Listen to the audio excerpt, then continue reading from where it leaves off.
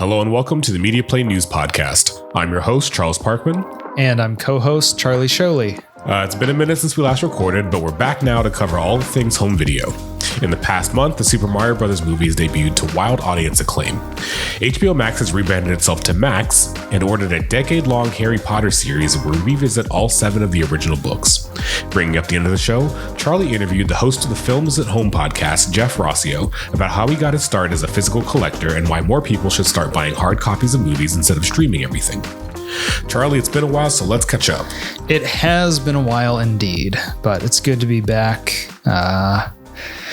And, just to make sure just to put the listeners at ease, to know that you're not strapping in for a 4-hour episode, I will keep the things that I've been watching down to just a couple. I finally got around to seeing The Northman, and if the prospect of watching extremely muscular, shirtless Vikings shout at the top of their lungs for 3 hours sounds good, definitely watch it. But actually, it was a pretty good movie.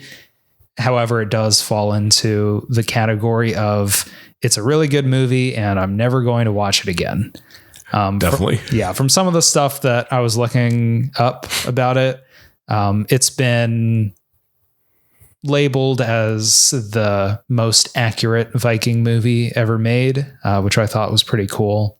The costume design was great. The general feeling of all the scenes was consistent throughout. And given the other movies that the director's done, The Witch most prominently, and then also The Lighthouse, next on my list, if it took me like 4 to 6 months to see The Northman, sometime by the end of the year, I'll see The Lighthouse. He is very meticulous with making sure that the contemporary world he's setting up for a given movie is really, really realistic feeling. I would say sublime. That's what I have written in my notes here. Watching it felt sublime. The other thing that I watched is a lot more recent. It's the mini series that came to Netflix, Beef, starring Stephen Yeun and Ali Wong. I almost said David Cho. I think he's another character, Cho or Choi. I'm not exactly sure, but this was the first show I've seen in a while where I heard about other people talking about it, just like in casual conversation at work. And it really just goes to show that Netflix has still got it. People give them a hard time for putting out just like Netflix produced slop for the most part. Yeah. But this was a very, very good show. And part of what makes it so good is that it was a mini series and not season 1 of a possibly we will not make season 2 show. If you haven't heard about it, unlikely given that it was Netflix's top trending content. Yeah, they're pushing it pretty hard too. Yeah.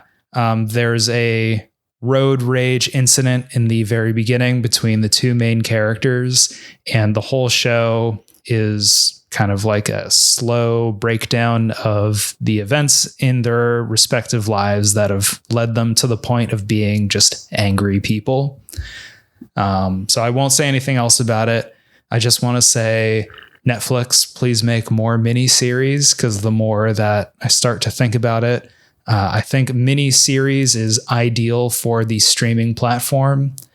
They can take the time to really tell a long form story, but they're not sort of constrained to the expectation people have of watching a series of seasons of something just because on traditional network television, they kind of just need to fill time with that. Yeah. So you can have something that's effectively a movie, but is like 5 hours long in the case of this show.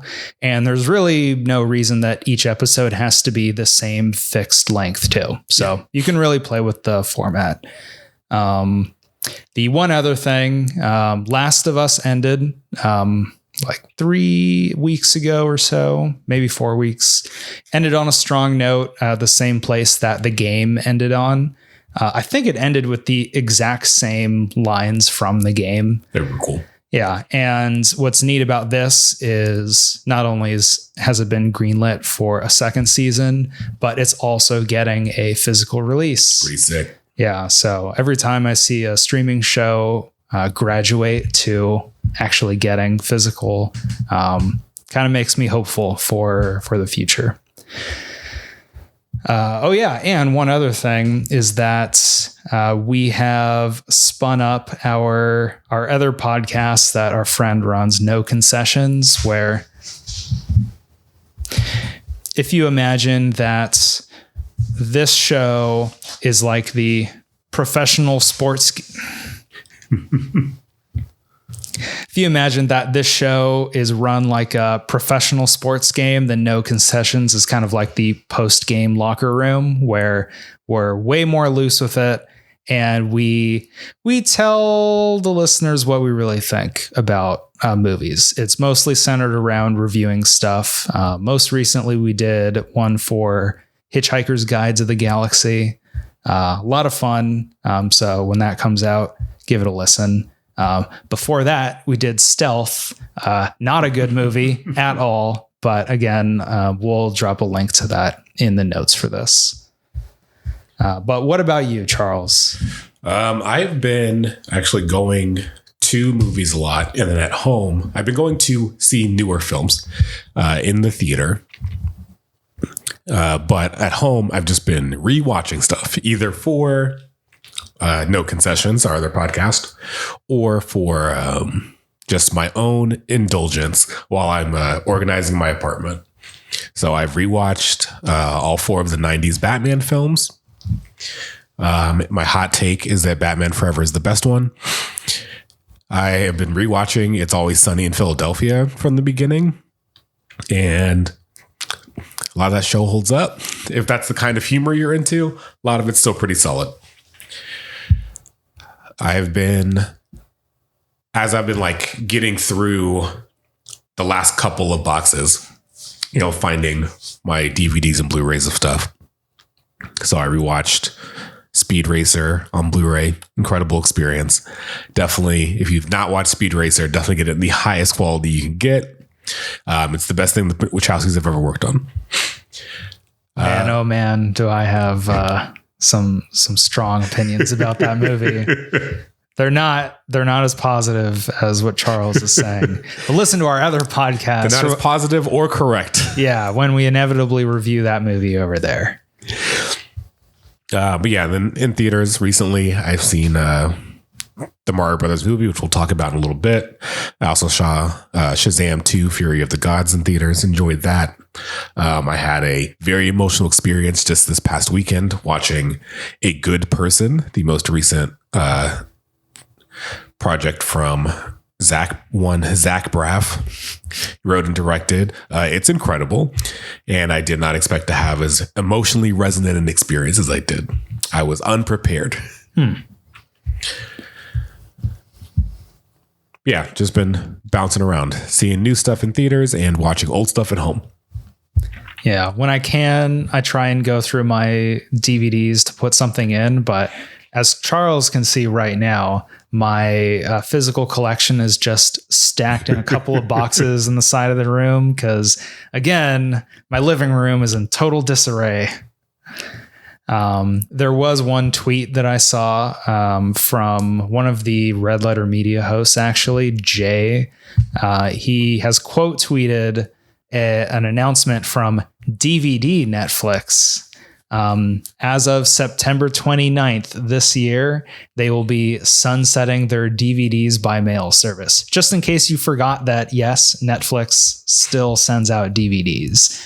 And the point he was making was he's surprised that this has survived this long, but there's a ton of stuff available through Netflix's physical service that isn't available streaming anywhere and probably never will be.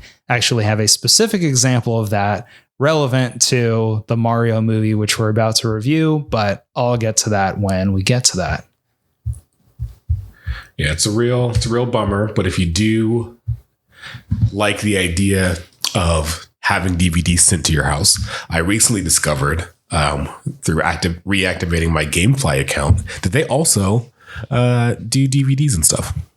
So the options are still out there, but it is crazy that Netflix is, after 20 years, ending what they launched their business off of. Yeah. You know what's wild? This is just a micro piece of home streaming news before we get into the meaty stuff.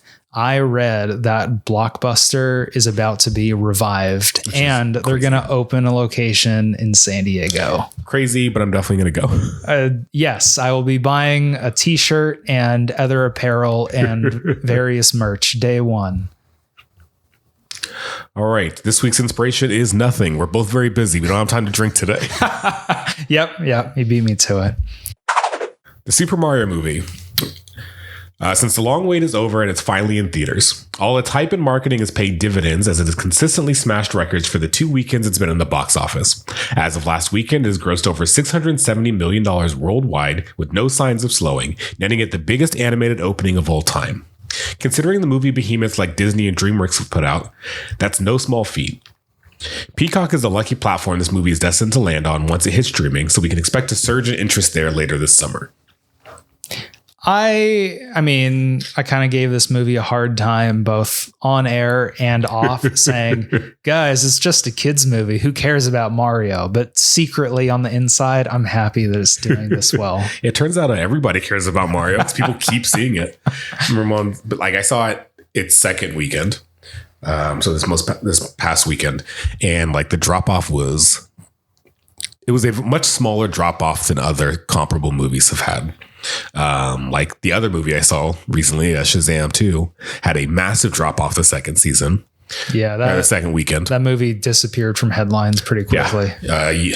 Voodoo sent me an email a week ago. I was like, you can buy it. I was like, I just saw this in theaters 3 weeks ago.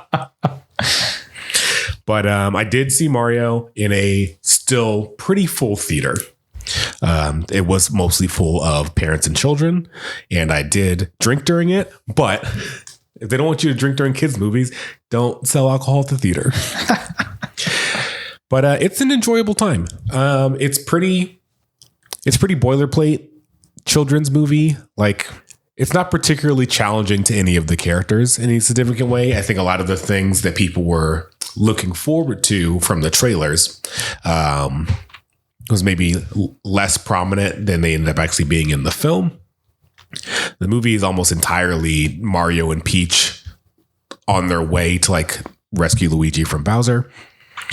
Charlie Day, I think all the voice cast is solid. Chris Pratt wasn't nearly as bad as people were probably expecting, or like, especially considering they seem to have redone some of the lines that made it into the trailer. But everyone else is doing a solid job. I do wish there was more of Charlie Day's Luigi in the film, but if you're into fan service, this is a great movie for it. There are a lot of musical references from Mario's entire history, and it's all done really well. They're very good arrangements of all those classic and more recent Mario songs. The animation is incredible. I mean, the Illumination's been doing really impressive stuff visually.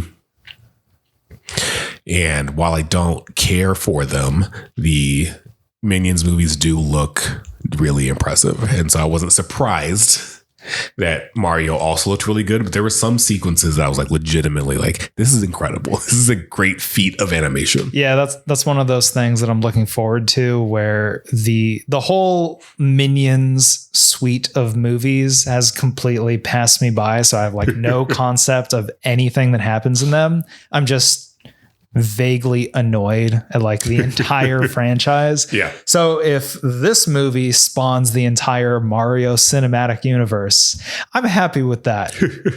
As a lifetime gamer, I want more Mario in my life. Yeah, there's definitely, they didn't cover a ton of ground. There are a lot of references, but not in ways that are like, well, now they can't do that. They're just like, it's a lot of quick references and just like acknowledging some sort of thing from one of the games. Right. Like here's just, it almost feels like just in case we only get one of these, we got to make sure that some of this stuff is in here.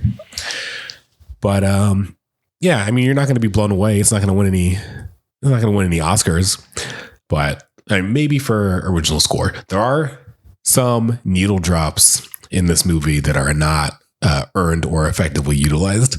I think my biggest negative for this movie is the overuse of pop music.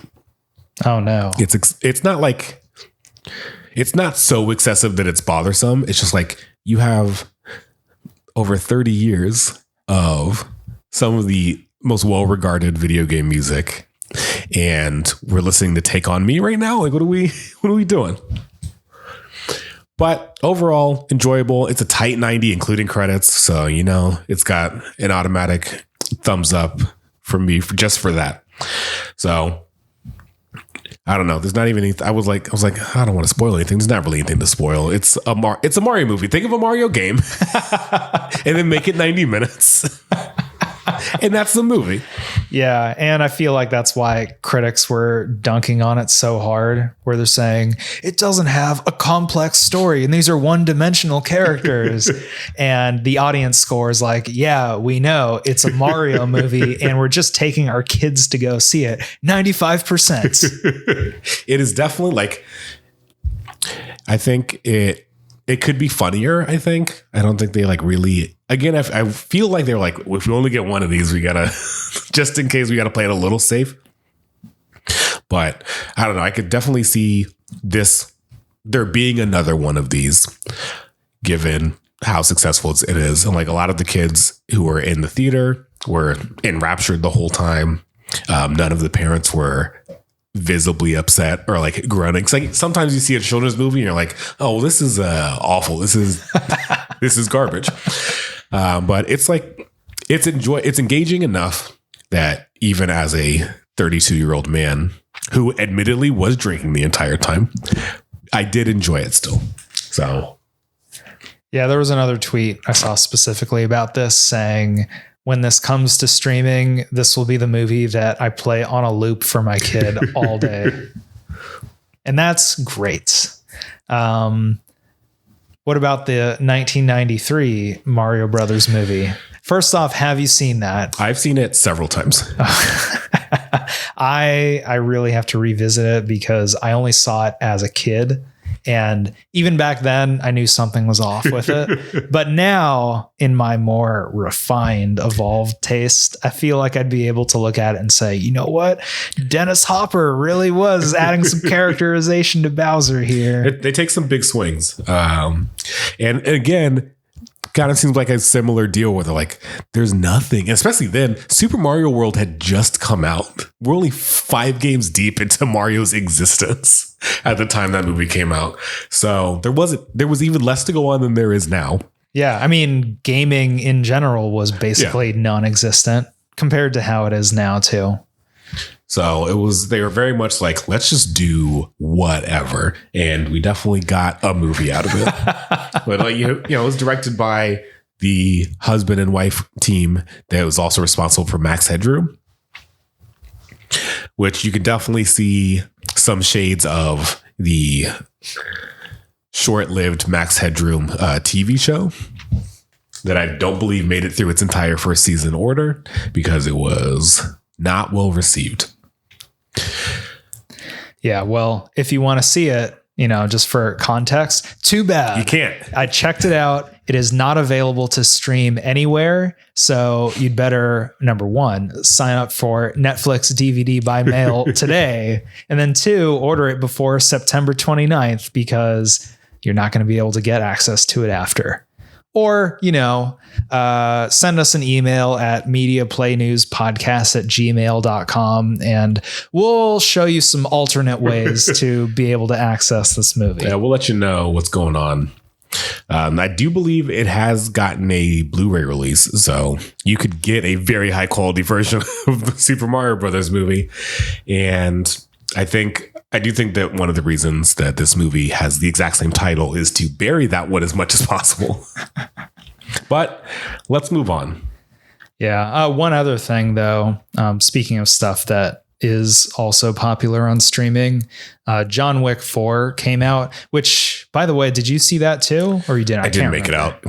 Yeah. I mean, it's 3 hours long, man. And I've heard it's the greatest thing ever because it's the highest grossing John Wick of the franchise. It's still showing. Maybe I'll make it out. Yeah. What's interesting about it is its renewed interest for the first 3 movies. So the first John Wick has been #1 on streaming for the last couple weeks.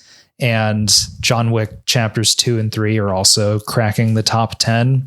A similar thing happened when The Last of Us came to HBO Max, where copies of the video game were not getting sold more necessarily, but the number of people playing it surged like 400% or something insane. So it's just one of those cool things that as long as something is available, the latest iteration of it in a franchise kind of like strengthens people consuming the earlier copies, which is why it has to be available somewhere for people. I want to see the Super Mario Brothers 1993 movie and I can't legally. So what am I supposed to do? Yeah, I don't think they're proud of it. We'll have to go to your favorite place, book off. I'm sure there's a couple. Well, probably not anymore, but I'm sure in anticipation, they made sure there were some on the shelves.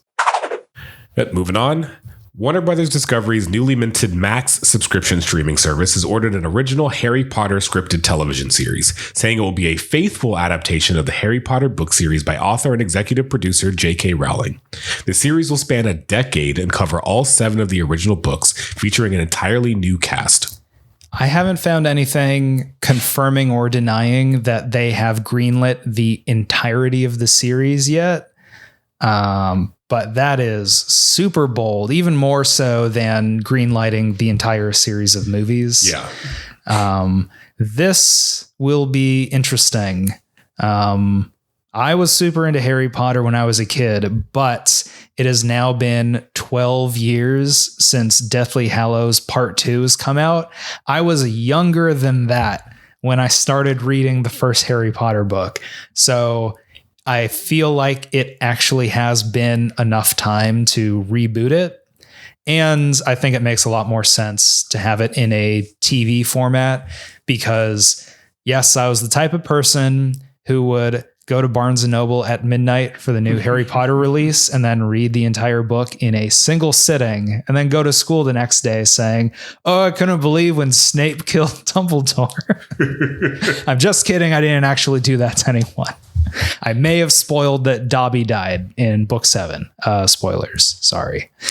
But I did notice when the movies would come out that there would be like several side plot elements that would have gotten dropped. So we will see how this turns out. Another X factor with it is that video game Hogwarts Legacy came out in the last couple months, and there was a little bit of controversy surrounding its release, just because J.K. Rowling has said some stuff on social media. She has definitely said some things. Yeah, we'll leave it at that. So there was a huge backlash to the game, and I just assumed because of all the attention it was getting, it broke simultaneous player records, at least on the Steam platform that was selling it. So number one, is that controversy going to continue as the show gets developed and released? Because they haven't actually announced when it's going to come out yet. Right. And second, is it going to be a massively popular show, or are people just kind of over Harry Potter? I wonder more if it's like even people who are very into it. So in the same way, like similarly, there was that announcement of more Lord of the Rings stuff. And I just happened to, while I was at work, watch a nearly 3-hour breakdown of the development and release of the original films of the Peter Jackson films.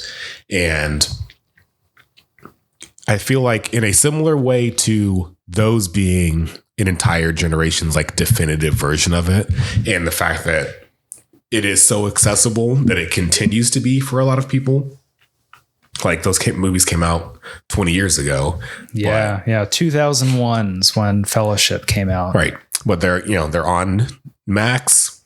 Like a lot of people consider the extended editions like the definitive versions of the definitive versions. Hell yeah. And so those are like widely accessible as well. A lot of people, I know a lot of people who all have like the full extended editions and watch them once a year or so. Like that's not an uncommon thing. Even people who, while this is upsetting to think about, weren't alive for the original ones for like their theatrical release. No, stop. But I feel like Harry Potter has a similar cultural presence where,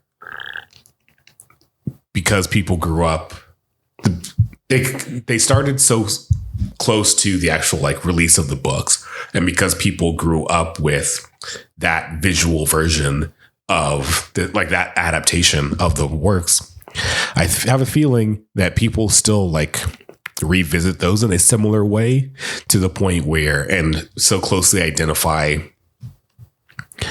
those actors, like those physical portrayals of that universe, that I don't know if there's going to be space for it in the same way. Like obviously diehards who are super into Harry Potter are going to watch it.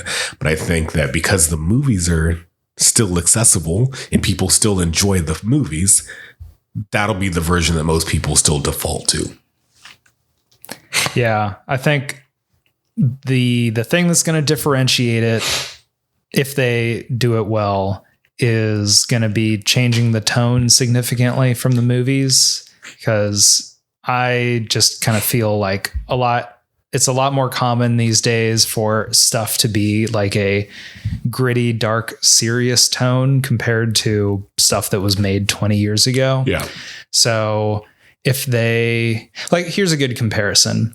There's a short book series, just a trilogy called The Magicians, which is effectively if Harry Potter went to college. So instead of magic boarding school, it's magic college, and just following all the things that typical college students would do. They just all happen to also be able to do magic.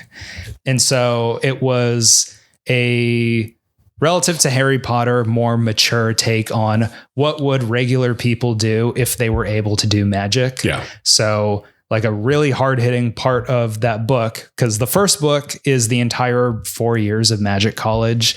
And then that's just the first half of the book. And then the next third or so is the 3 or 4 main characters just going out into the world. It's like, congratulations, you can do literally anything you want now. And they spend like a year or two of their lives just partying and doing drugs, and they just have no direction because they don't have to struggle for anything. Right. So it's like, how do you give yourself meaning in that? So yes, Harry Potter starts with 11-year-olds and then goes up to 17-year-olds. But since they have so much more time to tell the story, I hope they're able to inject some more like seriousness to it. Yeah. Kind of get into, because within the adaptation, there's going to be, especially film adaptations, so there's going to be stuff that you got to cut, either for brevity or because some things work better on the page than they do on screen, or just because it's largely for brevity and pacing, where it's like, well, yeah, a book can spend a bunch of time on this, or even a television show can spend half an hour on this one idea, because covering this entire book is going to be 12 hours. Like, it's manageable in a different way. So I don't know. Maybe these will be the new definitive versions, but I don't know. Time will tell. Yeah, I'm coming around on the idea though, because the Harry Potter movies come out a decade plus ago, and I'm super into them. And then I get older. I don't really care anymore. I've moved on to other stuff. That short-lived series of movies, the Fantastic Beasts ones, come out and they're all terrible. Yeah. To the point where I think they had more planned and they're just not making them anymore.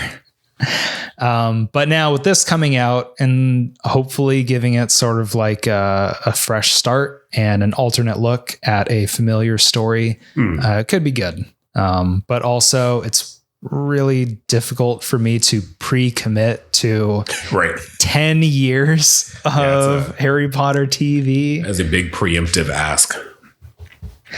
If it came out tomorrow, would I still be watching this when I'm 42?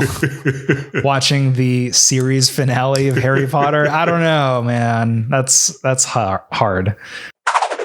As another quick side to this story, like mentioned up top, HBO Max has rebranded to Max, and I think that's just an interesting, simple name change because now their Warner Discovery is behind it. Yeah, I don't get it. It's kind of weird. On the plus side, I'm glad there's not another platform that's whatever plus, because they all seem to be named that. But just calling it HBO, instead of calling it HBO Max, calling it just Max feels like distancing themselves from the HBO brand for no reason. Yeah, the very well-regarded HBO brand. Yeah. I almost feel like they should have gone back to HBO Go, back when everybody was confused over, is it HBO? Is it HBO Go? Is it HBO Max? Because that might have still been around then. It was a fun period of overlap, especially when there were things you could watch on HBO and not HBO Go. But Max also seems like worse SEO. Yeah, I'll just be looking out for a lawsuit of Max saying they hold the legal rights to the usage of the word Max. Good luck with that. Apparently Monster Energy is trying to sue the Pokemon company because they use the phrase pocket monsters in their games, which is insane. Never mind the fact that Pokemon is older than Monster Energy is. Well, Monster's been they've been going after basically anything with the name Monster in it for a while now. Or anything that uses too similar a font to the M, which what are we doing? You're at least partially owned by Coca-Cola. You're gonna be all right. I just remembered that Pokemon made a live action and CG movie in recent memory. Yeah, it's the only other Nintendo property. I also forget that the Pokemon company is technically a separate entity. They work with Nintendo because that relationship is beneficial, but they could, if they wanted to, go literally anywhere else. Pokemon could probably buy Nintendo at this point. Oh yeah, it is the largest media property in existence by a wide margin. Yeah, and Detective Pikachu still technically has a greenlit sequel. We'll see what happens. They also got some Netflix stuff going on since they have exclusive distribution for the anime now. And the show is still going with Ash Ketchum, actually still 10 years old. He's being retired. Yes, exactly. Because he's finally the Pokemon League champion. I log into Twitter a month or two ago and I see trending Ash League champion. I'm wait, didn't that happen in season 1? What has he been doing this whole time? He's won other championships. He just, now that they just decided, well, this is it. We're not going to do this anymore. We've got as far as we can go with him. He did have a nice, whatever. We're not talking about the Pokemon anime right now. Yeah. I tried watching a random episode because it was streaming on Netflix. I think it's still there. And it is bad. As an adult now, I cannot get through 5 minutes of that show. I did attempt to revisit some of the first season of the Pokemon anime, and it's hard. It's not easy to get through. I jumped ahead a couple years. I was okay, this is a little bit more manageable. And I jumped ahead again. I was this is straight up just for 7-year-olds. But apparently the most recent one, Pokemon Journeys, is enjoyable enough. All right, I'm going to stop you right there because we could talk about Pokemon all day. Yes. But we're going to take a step back now and cut to our interview with Jeff from Films at Home. Stick around and we'll catch you on the other side. I have with me Jeff Rauseo, the host of the podcast and YouTube channel Films at Home, where he does reviews for 4K releases, interviews directors, producers, and independent distribution partners, and covers all things home media. He's been a physical media collector since 2012 and has reviewed hundreds of releases since 2014. Jeff, welcome to the show. Glad you could join me today. Yeah, thanks for having me. This is exciting. So why don't you start by telling me a little bit about yourself and what got you into building a physical media collection in the first place? Yeah. So you gave me a pretty good intro there.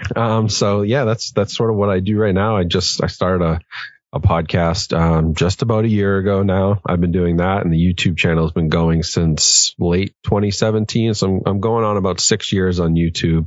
And prior to that, I was writing reviews and posting them on my own blog on different websites. So I've been sort of doing that, like you said, since 2014, and then really been focused on the sort of video content stuff since 2017. So what really got me into physical media, it's a funny story, but it was totally by accident. 2012 was when I started collecting, purely because I got a little bit of money when I was in college working a job, and I had just enough that I was like, you know what? I'm going to buy myself one of these surround sound systems for my still in my parents' bedroom, right? Like still in my childhood bedroom. But I was like, I'm going to really deck this room out. So I spent it was like $400 at the time. It's like a little 5-channel Samsung home theater in a box, but it happened to have a Blu-ray player. And up to that point, I had never watched anything beyond DVD. So like Blu-ray's been out for like 5 or 6 years at this point. I haven't bought a single one. So I'm late to the game, but that did it for me. I got this player and I was like, well, what the hell's a Blu-ray? I guess I should go to Walmart and buy some, and I'll start with my favorite movies, Denzel. I bought Training Day. That was my first ever Blu-ray, and a couple of his other movies.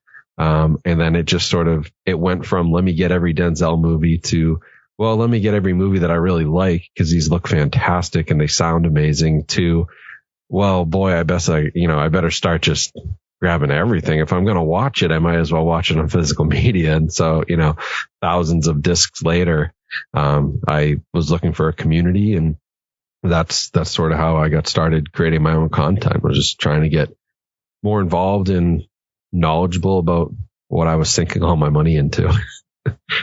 So this would have been back when Netflix was still known for mailing stuff out. Were you deep into that as well, kind of to like test ahead of time? Should I buy this? Oh, I'll rent it through Netflix first. Or were you just all out for, going down to the store, I'm just going to throw my entire paycheck into a bunch of more Blu-rays? When I started collecting seriously, it was just like, I'm going to the store and buying, like, because even in 2012, it blew my mind how cheap some of the stuff was. Like even then, you go to Walmart and I'm like, all right, I want Training Day, and this is back when they still had them on the shelves, and it's like $7.99, right? And I used to be in Costco every weekend. That was our big weekend trip with the and like the discs are like $5-10. I'm like, this is crazy, because I'm used to seeing VHS tapes and stuff that sell for $30-40, even early DVDs, like crazy prices. But it is funny, Netflix, my household was a very early subscriber to Netflix DVD through the mail. So I did do a lot of that, which is probably why I never bought anything up to that point. We were like, I think we were DVD through the mail customers in like 2003. Like we were very, very early in the days of Netflix, and we had that for, I would say, 7 or 8 years. Once they did the streaming, my parents stopped getting them, but man, we were very early in that. So that probably influenced me in a way.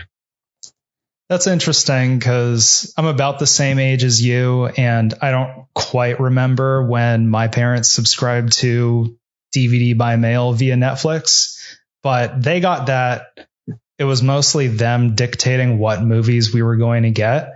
Yeah. So my introduction to buying physical was mostly going into like GameStop, because they sold used DVDs back then, and then just taking all of my high school job money and buying every action movie on the shelf that I could find.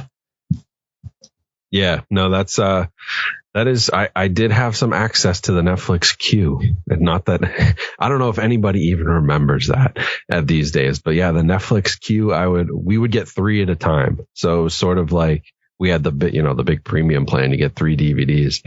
So it was like, there'd be one for my mom would get one, my dad would get one, and it was like me and my two brothers would we'd figure out what that third one was going to be, and we had our little rotation where we all get one. So I did have some say. I did get to see some pretty good stuff, and but that, yeah, I mean, it was a total influence. Like, I always had physical media in the house, so once I wouldn't even call it big boy money, because it definitely wasn't, but once I had just a little bit of money, I was like, all right, well, let me go exploring, because that's honestly where I've learned a lot about film too, just through physical media. Like, there's so many movies that I had never heard of before I started collecting. So it's really opened my mind in that way. So that has me kind of curious, because you talked about buying from bigger stores, Costco, Walmart, that sort of thing, at least where you got your start with buying physical. But on your show, you've talked about buying from less well-known boutique places. Bull Moose is one that you've mentioned a bunch of times. Vinegar Syndrome is another. So I'm kind of curious, how did you branch out from the mainstream places you were buying from to places like those? Yeah, I think there was sort of like I guess I was kind of lucky, because right when I started collecting is when Shout Factory or Scream Factory launched, and I'm a big horror movie fan. So that was like the first boutique label I found. I was like, okay, they don't really have this stuff in stores. There's more than just what's in Target and Walmart, right? There's a much bigger world. That was my discovery into it. And then through that, I bought a Criterion Collection release totally by accident, not even knowing that was the only way I could get the Blu-ray of The Game, David Fincher's movie, which I loved. And so I slowly was kind of picking them. And then that's when I got involved online. I got into forums. I got onto Reddit. I got into, even building an Instagram page, and started seeing what other people were posting, and immediately got drawn to that stuff a lot more than the mainstream. So I would say definitely, where I started, everything was at the big box stores. Now it's like 95% of what I buy is either from a smaller, like you mentioned, Bull Moose. I buy from them. They're local. I can actually go in there, which is a wonderful thing. They're local to New Hampshire and Maine. Or Orbit DVD has a great website. They're out of North Carolina, but they stock a lot of stuff overseas. And then, direct to the Vinegar Syndromes, the Criterion, Kino Lorber, Severin, Synapse, whoever it may be. So I sort of just slowly started putting feelers out there, like, where can I get this movie? Where can I get this weird movie? And these names started popping up. And I mean, I'm still finding new labels and talking to them on the podcast. But that's one of the best parts about physical media lately, is like how many of these labels have sprung up and do so much more than the bare minimum that sometimes you'll get from like the most mainstream release. I mean, the packaging, the special features, the artwork, everything that goes into these things is insane, and you pay for it, but we're so lucky to even like have that option. There's a few different places that I can go from what you just said, because you mentioned also a bunch of times on your show the explosion of steel books that are getting released.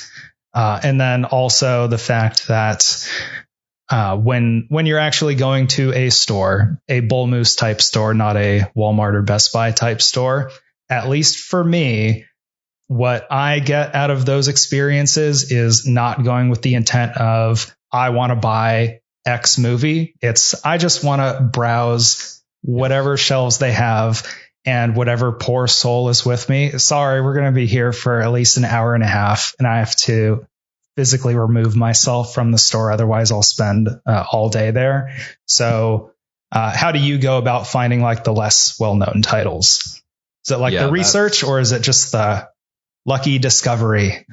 It's a lot of it, honestly, is lucky discovery, either through, a lot of it's come through my content, like talking to people on the podcast, like, they'll bring up some obscure movie from the 70s I've never heard of, and I'll be like, well, okay, guess what I'm buying when I get off of this interview with you? Or people in the YouTube comments, or people sending me Instagram DMs. Did you see this release is coming out? And I'm like, well, no, but it sounds interesting. So a lot of it just kind of comes naturally through having conversations with other collectors. But I do the same thing you do. Like when I go into those stores, even when there's like an online, even when there's like the Kino Lorber sale that's going on right now in the spring, I'm like meticulously going through 20 different web pages of 25 movies a piece. And I'm like reading each one and looking at artwork. And it's like, I do love that Bull Moose experience because it's the closest thing you have to like browsing the shelves at your video store. And they have got me many times buying movies purely just because the artwork looked cool. I go right to the horror movie section. So there's always something weird in there that somebody's traded in that I've never heard of. So I do love doing that. And usually my wife is the poor soul who's with me, who has to like, she can only last so long in the books, before I'm like, all right, fine, I'll go. Here's my stack. Let's get out of here. Are there any releases that are set to come out you're looking forward to? This week, it should be in the mail now, actually, but there's a new House of 1,000 Corpses 20th anniversary steelbook, and there's a steelbook and there's a collector's edition box set, which is very cool. So I've actually got both heading my way because I do like that movie. I'm a horror fan, but they just announced Lord of War, the Nicolas Cage movie, is getting a pretty sweet steelbook. So if you go back, like some of the better ones, the American Psycho one is a must have. That's got one of the coolest like slip covers to it, but that steelbook is incredible. So, and now's as good a time as ever to pick that one up. And there's like a Starship Troopers one, which is super cool. And Reservoir Dogs, the one they did for that, is awesome. It plays with the ear, which is very fun. Like they're having some fun with those. So I definitely would recommend going back. There's got to be, I don't know, 20 or 30 of them at this point that are available in this same style. They've really cranked them out the last few years, and it seems like every month or so they'll announce a new one. But those are the two latest: is House of 1,000 Corpses and the Lord of War. Yeah, it's pretty cool seeing the creativity that studios are putting into these physical releases, because obviously people consume most of their stuff through streaming now, and the DVD, its heyday of sales is long past. So now we're kind of in the realm of enthusiast collectors. I would have said like me and you, but really it's just you. My comparison, or my collection cannot compare to yours from what I've seen. How many movies do you have anyway?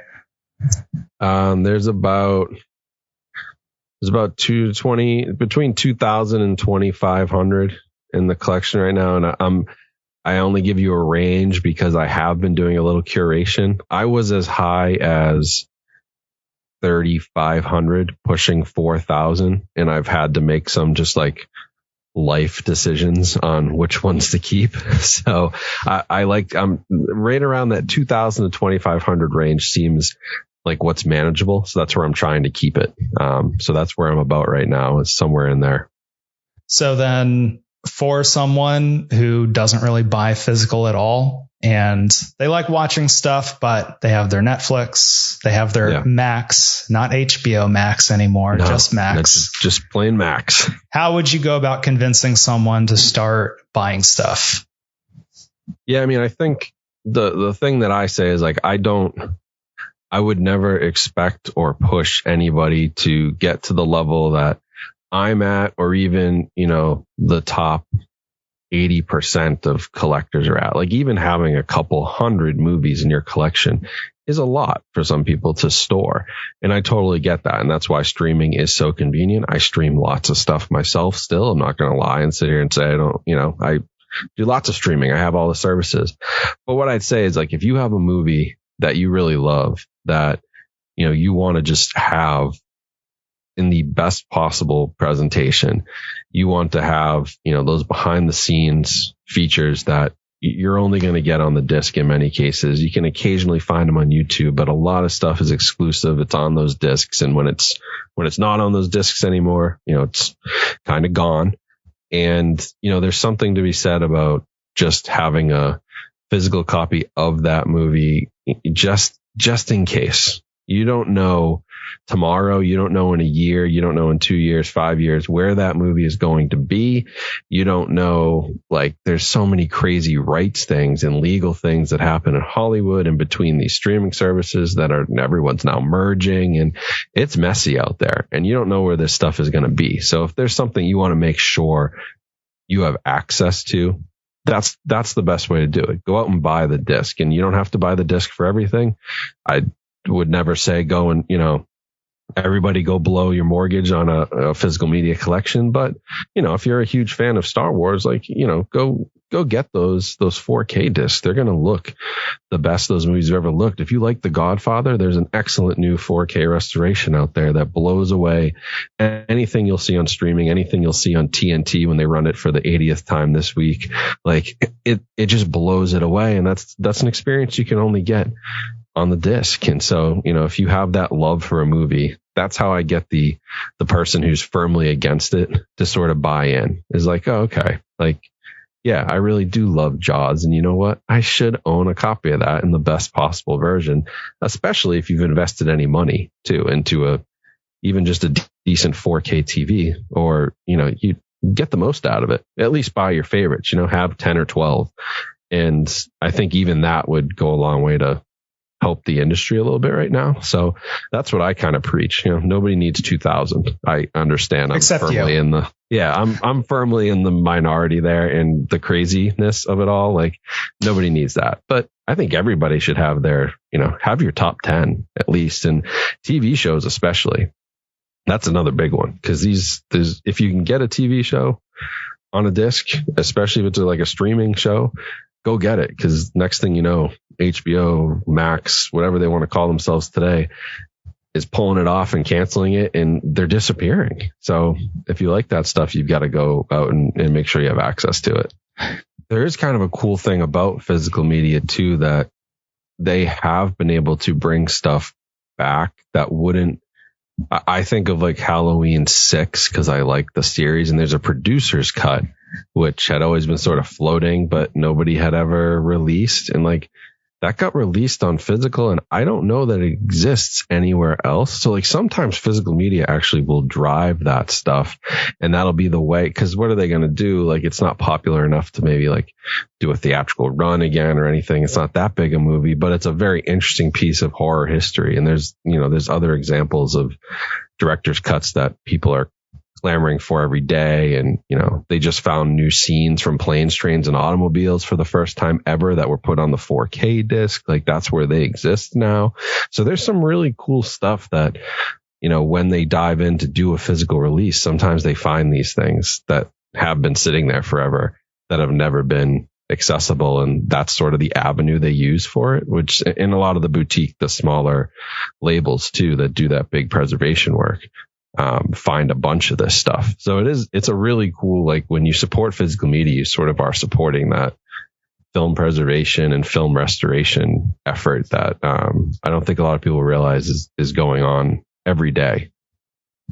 Yeah, there was an interview you were doing with Cliff Stevenson, a special features producer. And if I'm remembering right, he was talking about a Rambo collection ultimate cut where they were trying to pull together every piece of behind the scenes special features content ever made about any of the Rambo movies and putting it all together there. Yeah. Which, for one, I'm super into that. But as a follow-up, do you have any special features favorites of your own? Well, anytime there's a John Carpenter commentary, I love that.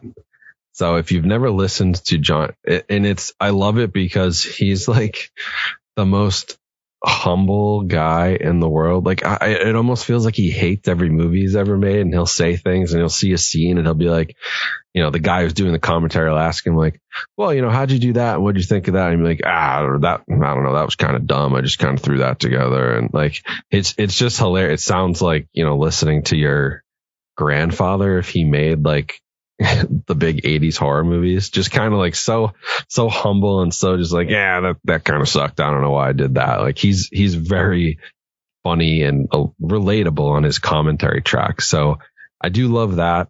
Anything James Cameron's done on his. I've seen some of the new Avatar movies, special features. I mean, he doesn't hold back. Like, he shows you the whole process. Like, why did this movie take 15 years to make? Well, you start to realize why when you dive into special features. And he has great features for other stuff like Titanic, and hopefully we're getting that soon, and a new release on 4K. And I just, his features are always super in depth because he cares so much about the process, and he's always, bleeding edge on all the technology. And so those are super interesting. But, really anytime you can just get like filmmakers to sit down with their movie and do that commentary track. Like, if you want to go to film school in your living room, like, that's the way to do it. Cause it's incredible the insights you'll get from these guys, especially some of the better tracks where like they'll have the director, the cinematographer, the writer, like, the special effects guy. And I mean, you just in 90 minutes while watching that movie, all of a sudden you've discovered how a movie is made. So that is a really huge part of physical that it occasionally comes to digital. Nowadays, it's hit or miss. I mean, but if you stream a movie on Netflix or something, like if you don't purchase the digital copy, you're not getting any of that stuff on just like a streaming service. It just, they want you to watch the next thing. What you're getting is a trailer for the next movie that they want you to go on to. So that's a really unique piece that is still pretty much in the realm of physical media only. Where can people catch your stuff, Jeff? Yeah, so I'm on YouTube and pretty much all the social media platforms. If you search Films at Home, there's different variations on the ats and the tags with, an underscore spaces. But if you just search Films at Home on Twitter, Instagram, Facebook, you name it, TikTok, I'm there too. I'm everywhere. So search Films at Home. You'll find me. On YouTube, same thing. You can search Films at Home. You can go to youtube.com/@filmsathome. That's the address for the YouTube channel. And then my podcast it's on YouTube. I do a video version for all of my interviews, whether it's just me talking or I have a guest. We record the video and that goes on YouTube. And then it's also on all your Spotify, your Apple Podcasts, Google Podcasts, wherever you get your audio. You can find me there, and that's just the Films at Home podcast. We keep it very simple. So really, I guess if you go into Google right now and you type in Films at Home, you'll find it. I don't think there's many other people out there that are using that. So you'll find me somewhere, but YouTube and the podcast is primarily where I'm at. And then, social media it's been fun too. It's a good way to connect with the community. So, I'm out there, and then I've actually also started writing for Bloody Disgusting and doing some physical media content for them. So you could find me there. If you search my name, you'll find some different articles and things too. So I'm out there. Come find me. Films at Home. Definitely check out the podcast. Check out the YouTube channel. If you got any interest at all in physical media, give me a chance and let me try to convince you with some of the reviews or some of, maybe even better, some of the topics I talk about that like cover that world and the business and the importance of it. Maybe better to convince you if you've never tried it. So come give it a try. I think you'll enjoy it.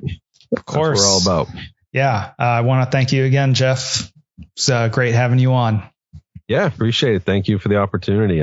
Media Play News is great, and I'm there every week following your stuff, and it's a great resource. So I appreciate the opportunity to come on. Cool. Talk to you next time.